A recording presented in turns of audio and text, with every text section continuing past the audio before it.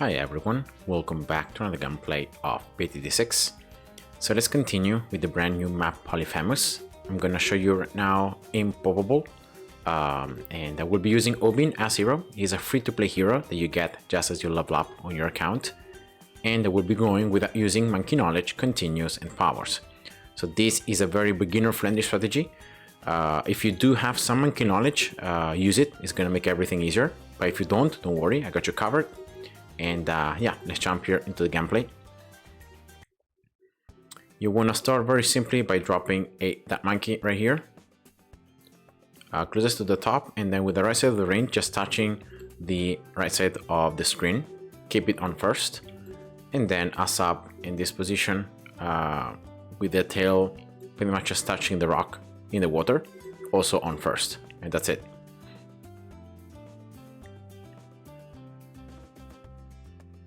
This is also the best start that you can use for chimps as well. So yeah, it's pretty reliable. On Impoppable, remember that you only have one life, so that means that even one single red balloon sinking through is enough to cause you to lose. So yeah, that's just it. On Impoppable also everything is more expensive.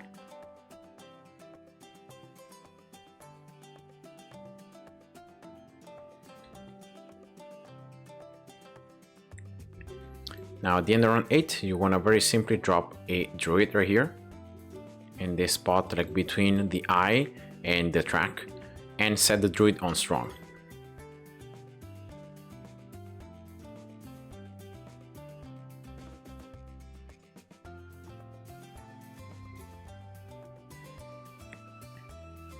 So this map has proven to be a little bit harder than what I first expected. At least, considering the usual upgrades that I end up using, for the very simple reason that you can't really attack the balloons for long. Like, you can only attack them as long as they are in range, and then that's it. Like, you don't have another chance to attack them.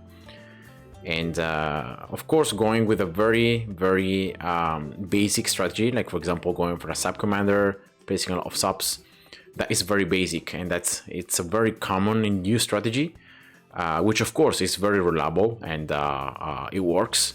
But yeah, it's pretty sad because of the way that it plays out. So I'm gonna try to show you here a different kind of approach on a map like this one, where you have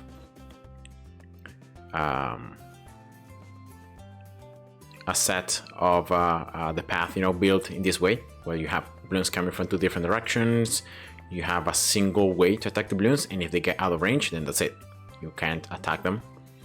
And something that helps a lot here is having abilities or towers that can attack the balloons everywhere. For example, snipers, aces, mortars, helis, even subs with advanced intel.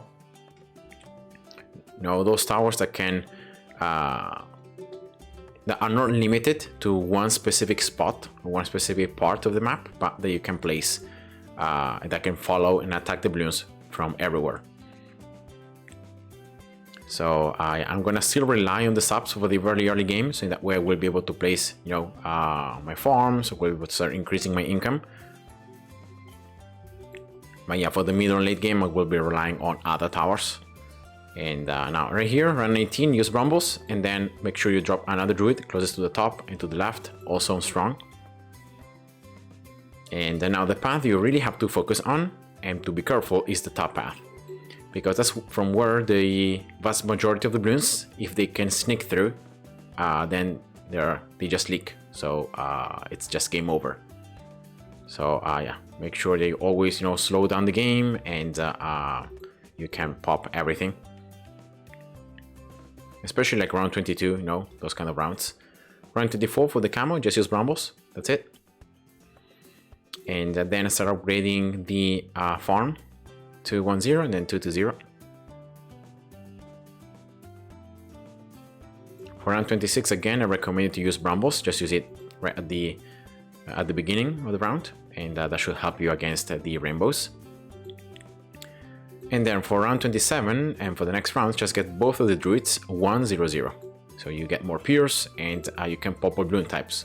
So you can now pop Bloons not only with the Obin, but also with the druids. The only thing they can pop is camos.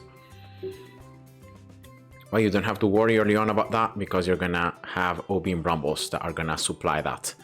So even in round 33, you will not need to get anything for camo detection. You can just go for Obin Brambles, and that's enough. And this stage is where you start upgrading this up. You get it 2/0/1, then 2/0/2. And just, keep getting the extra income from the farm. Unfortunately, banks have been nerfed quite a lot, and now they are, pretty expensive. But I still think they are the most efficient way to get a lot of income. It's gonna be, you're gonna have to wait 10 rounds, but still, at the end of the day, it's gonna be greater income. So that's round 33. Just place Brambles, remember, at the beginning of the round. Then here I recommend you to get one of the two druids, whatever you prefer, really. I'm gonna get, in this case, this one, 1/3/0. So you have druid to the jungle. You exploit Obin's level 5, so you have more range.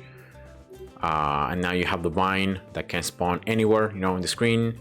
That can pop Bloons, that can pop up to a ceramic at once, that can leave the vines behind, that can pop additional Bloons. And yeah, just super useful.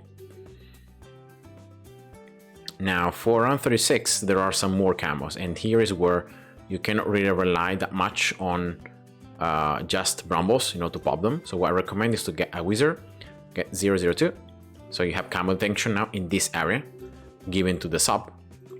Plus, you're gonna get one that monkey here, a 0/0/2, with a focus on camos, and you're gonna get another that monkey just around this area. I think here should be fine. Also 0/0/2 with a focus on camos.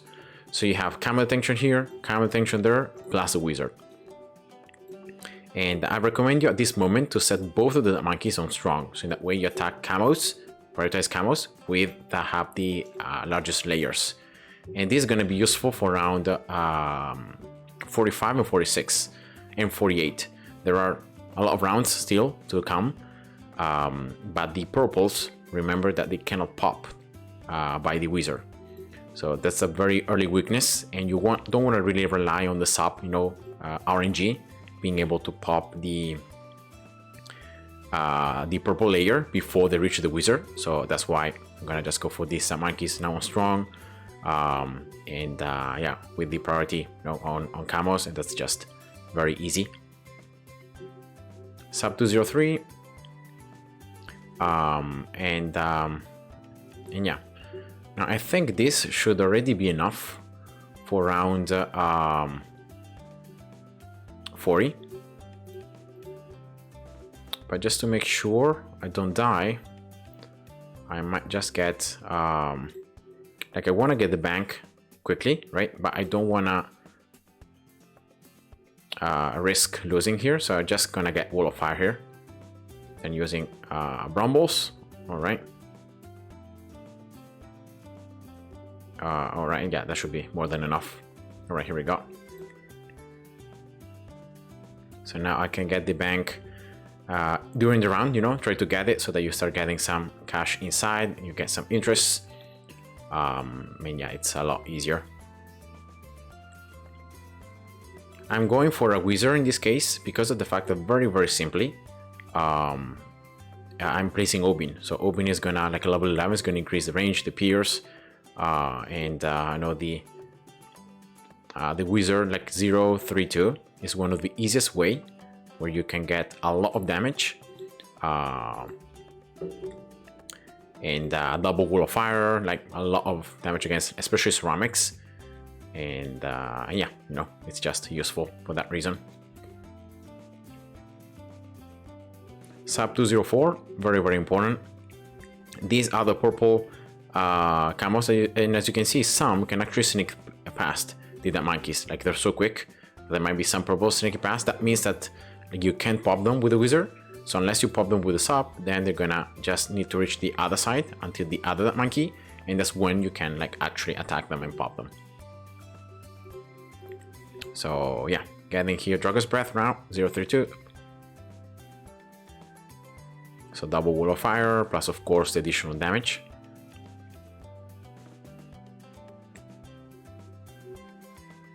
And now, if I remember correctly, the bank should be full like around 50, at the end around 50, somewhere around that.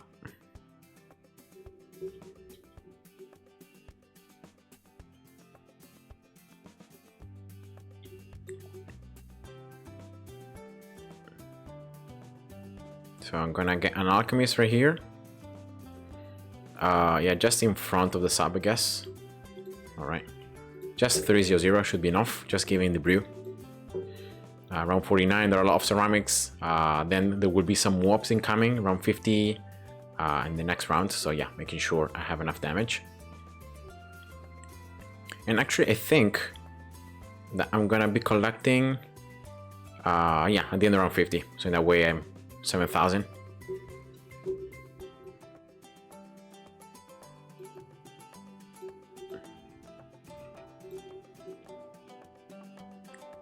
So let's collect, let's place one more bank, and I'm gonna go for another one here. Alright, can't quite get it to 3, but here we go.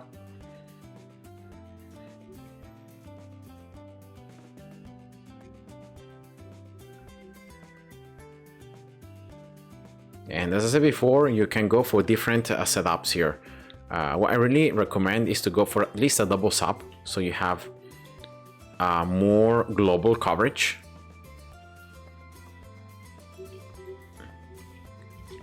And yeah, early on, it's very useful, like because the subs are going to be able to target pretty much the entire map. And if you get them both like 204, they're going to be doing some insane amount of damage to mobs. And yeah, for that reason, like I think going for subs is just the easiest way early on to get a lot of damage down.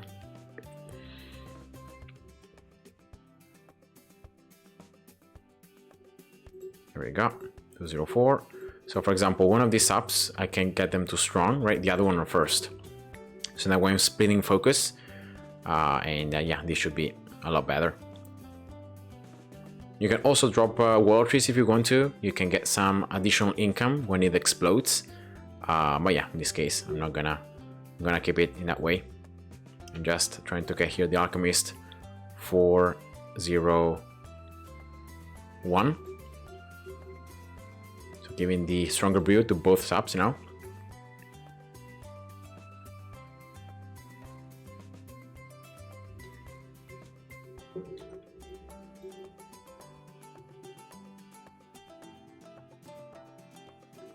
So let me see if I can. I think I can place a glue gunner, right? I'm gonna place a glue gunner just to save the spot, because the bottom path has been buffed a lot. Now it causes stun, and so later on, like I might use it.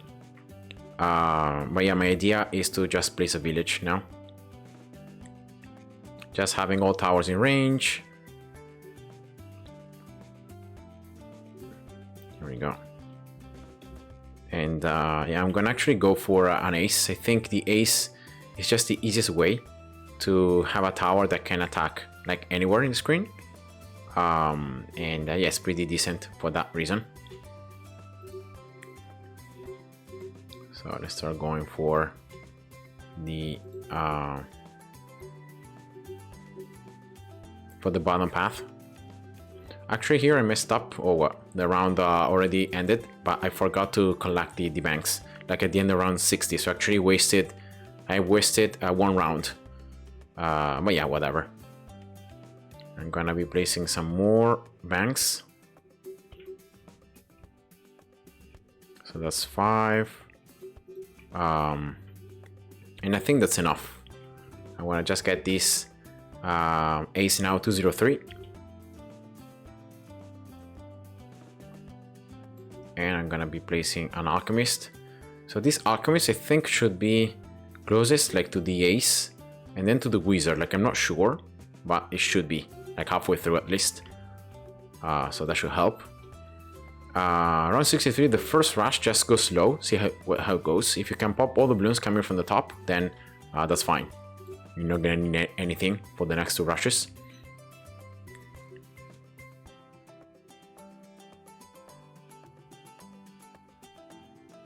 So yeah, that's just it. And I'm gonna just go for camera detention here with the village. Actually, I'm gonna just get the village like 2-0, I guess. It's just the easiest. Open is level 11 now. So yeah, that makes, you know, magic towers stronger.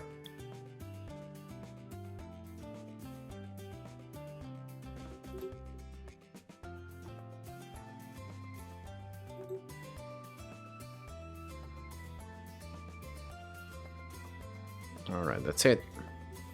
And you don't have to underestimate how important these subs are. Like how much actual damage they're doing to these mob class balloons. They're weakening them so that I can fully exploit my wall of fire, you know, on ceramics.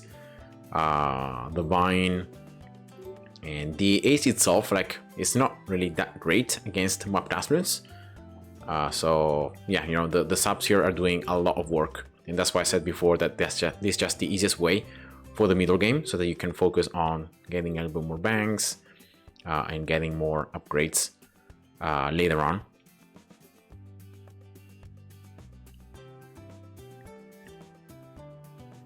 So yeah, unfortunately I've wasted one round because I didn't collect the banks when I could. But yeah, I'm gonna make it work regardless, I guess.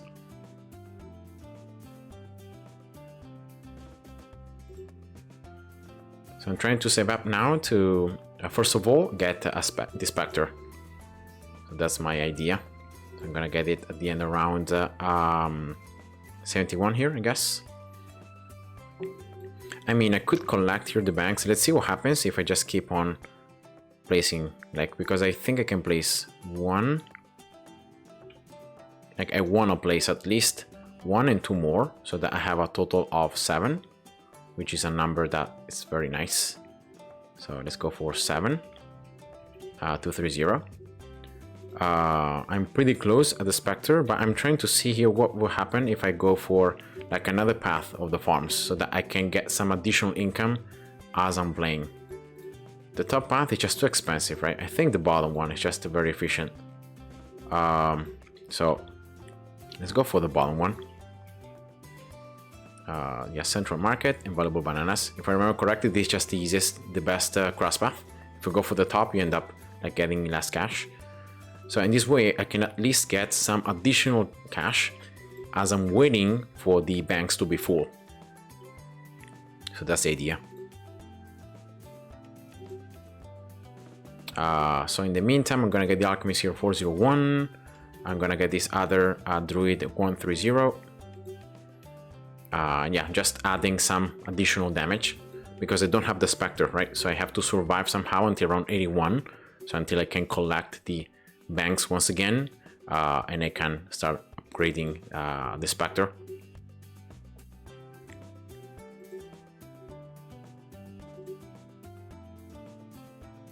So yeah, you know, just using different cash generating methods. If you want to, you can also start spamming the Merchantman. So you have some damage and at the same time you have the cash at the end. Now here around 75 goes low, especially because of the double stack BFBs. You have a lot of mobs at the same time. So yeah, make sure you go slow. Ceramic rushes should be a joke, should be pretty easy. So yeah. Yeah, I think 7 banks is enough, like for the upgrades I'm gonna get.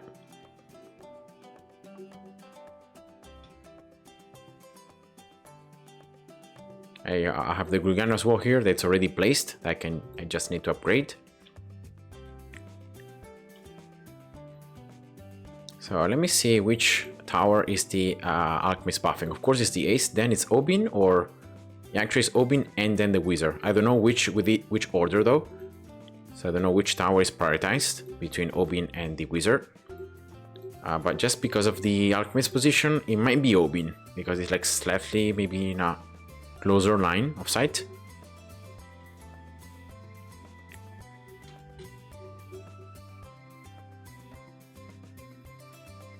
Alright, should be able to get the Spectre regardless here during round 79, just because of the amount of cash you get from popping the Bloons. So here we go.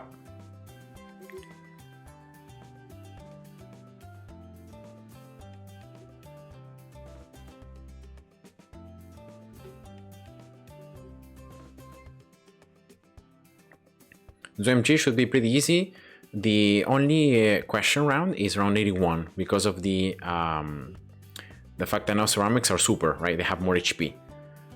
So that's the only like thing that I don't know how it's gonna go. But this is the last round that at the end of this round, they can actually collect the banks. So let's see what happens with these ceramics, especially the ones coming from the top, right? These are the ones that you have to worry about. Yeah, that's fine. Perfect. So let's collect here. And I think I'm gonna just go for the bottom path here of the glue gunner. No, it has been buffed. I really wanted to show it to you, so I'm gonna go for the super glue. And now, if I remember correctly, like the middle path really increases the pierce, also the pierce of the stun. So that's why I think the middle path is the best. So yeah, that's why I'm gonna get it. I'm also gonna build a village here.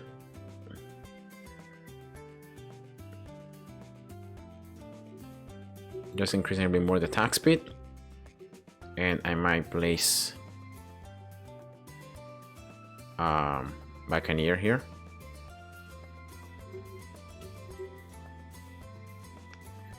Going for the top path again, the aircraft carrier, so some additional aces, you know, that can fly in the map and that can do some additional damage.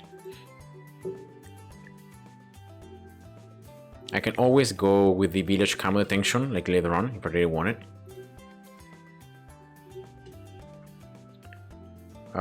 Then I also think that the glue gunner is strong enough, so I don't need to go like for primary training. I can just go for the MAB so that my towers can pop DDTs, especially like giving the DDT effect, like the MAB effect on the ace, right? And because of the village here, this alchemist should be buffing all three of these towers with the brew, right? Because it has more attack speed. So yeah, that should be happening, I hope. At least in theory, that is what it should be happening. So let's go for the MAB here.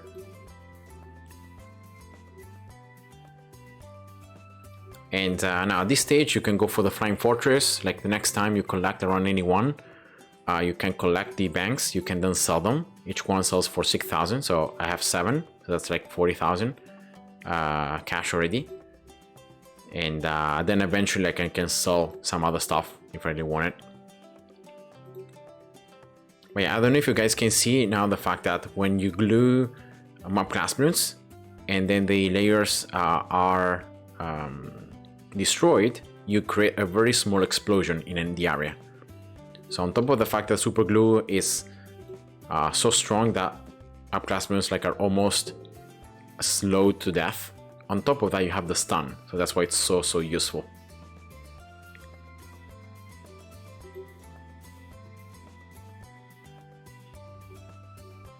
Okay, so this is round 90. Let's see how it goes with DDTs. Alright, super glue definitely helping.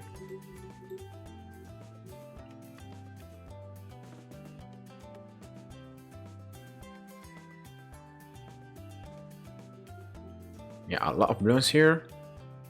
Yeah, as long as I can glue them, that's fine, because I can keep on stunning them. Alright, so let's collect. That's 49,000. So if I sell now all these banks, actually I can just sell like 3, and that's enough already for the Flying Fortress. So yeah, let's keep them here for like a couple more rounds so that I can generate a little bit more cash. and then I might then sell them like maybe for a 96 or 97, and I can get maybe like the permabrew or I don't know, some other upgrade.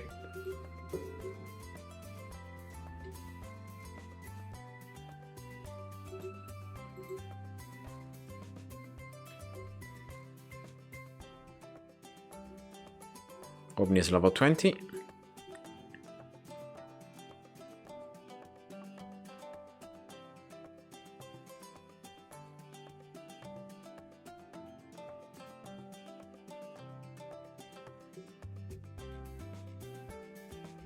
And I think in this kind of map, like you need one tower that can somehow provide some control.